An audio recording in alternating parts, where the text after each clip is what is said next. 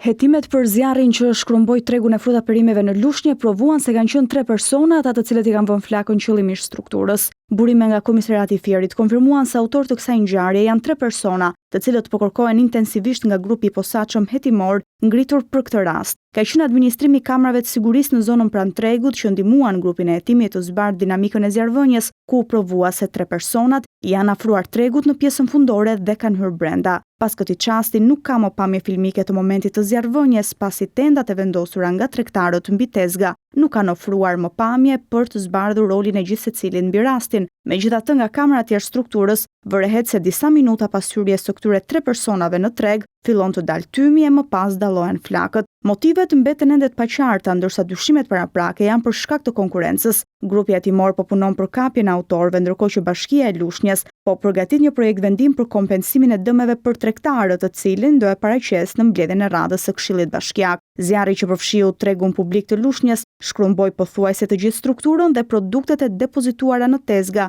të paktën 25 tregtarëve. Tregu frekuentohet nga 150 tregtarë, të cilët do ushtrojnë aktivitetin në rrugën aty pranë deri në riparimin e strukturës së djegur.